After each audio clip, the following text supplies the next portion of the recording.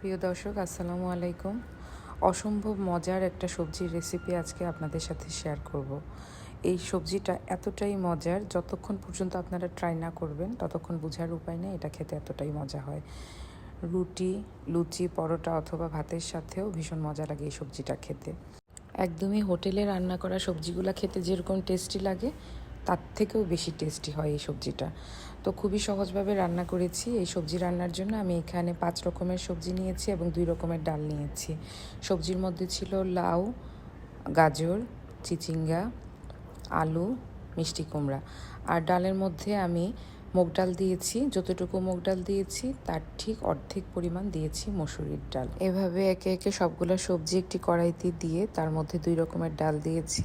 পরিমাণ মতো লবণ, হলুদ গুঁড়া, মরিচের গুঁড়া, ধনিয়ার গুঁড়া, 2 টেবিল চামচ পরিমাণ আদা রসুন বাটা এবং পরিমাণ মতো তেল দিয়ে সবগুলো উপকরণ একসাথে মেখে নিয়ে তারপর তার মধ্যে কিছু গরম মশলা দিয়েছি, দারচিনি, এলাচি এবং 2-3টার মতো লবঙ্গ। সবগুলো দিয়ে নেড়ে চেড়ে পরিমাণ মতো পানি দিয়ে এটাকে ঢেকে বসিয়ে রান্না করব।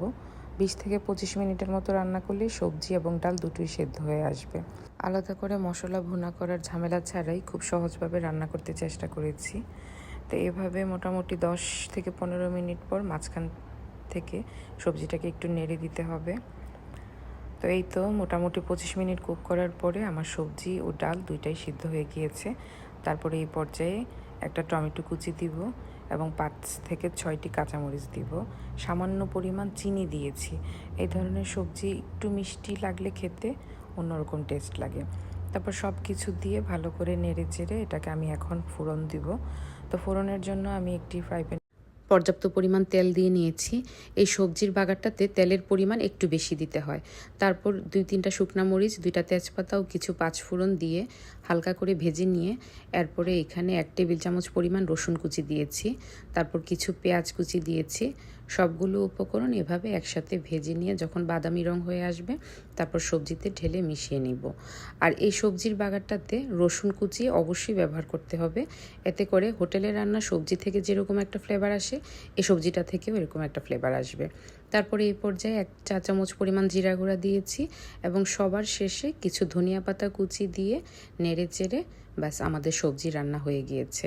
যেসব বাচ্চারা সবজি খেতে চায় না এভাবে রান্না করে দিলে পরে তারাও ভীষণ মজা করে তৃপ্তি নিয়ে খাবে। এই যে দেখেই বোঝা যাচ্ছে সবজিটা খেতে কতটা মজাদার হয়েছে।